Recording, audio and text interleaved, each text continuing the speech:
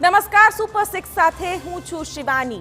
આજે પણ વાત કરીશું 6 એવા મહત્વપૂર્ણ સમાચારની કે જેમાં શહેર રફતારના કહેરથી લઈને ધોળા દિવસે વિદ્યાર્થીઓના અપહરણની ખબરો હશે।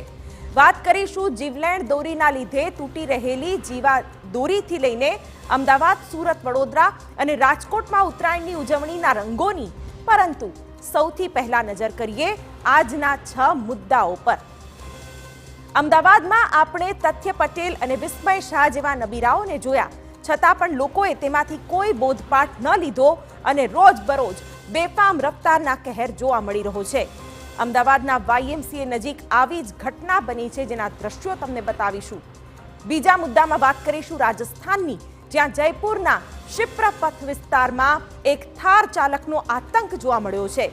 મેદાનમાં ક્રિકેટ રમતા બાળકો વચ્ચે અચાનક બે બ્લેક કલરની થાર બેફામ દોડી રહી હતી, ત્યારે કેવા દ્રશ્યો બન્યા એ પણ અમે આપને બતાવીશું। ત્રીજા મુદ્દામાં વાત કરીશું ધોળા દિવસે એક વિદ્યાર્થિનીનું અપહરણ કરવામાં આવ્યું છે। એક બ્લેક રંગની કાર બે વિદ્યાર્થિનીઓ પાસે પહોંચે છે અને એકનું અપહરણ કરી જાય છે, તેના પણ દ્રશ્યો કેવા છે એ પણ બતાવીશું। ચોથા મુદ્દામાં જોઈશું રાજકોટ, સુરેન્દ્રનગર અને પંચમહાલમાં પતંગની દોરી 3 લોકો માટે જીવલેણ બની છે, તો ભાવનગર, વડોદરા અને પાદરામાં લોકોને ગંભીર ઈજા થઈ છે। પાંચમા મુદ્દામાં આજે વાત ઉત્તરાયણના અનોખા રંગોની, જેમાં નેતાઓથી લઈને પ્રજા પણ કાયપોચ છે અને લપેટના નારા લગાવતી જોવા મળી રહી છે। બીજી તરફ ઊંધિયું, જલેબી વગર તો ઉત્તરાયણની ઉજવણી અધૂરું ગણાય।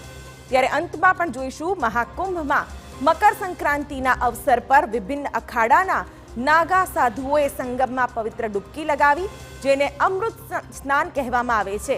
આ મહાકુંભ 12 વર્ષો બાદ આયોજિત કરવામાં આવી રહ્યો છે, તેના પણ અલગ જ રંગો આપને બતાવીશું।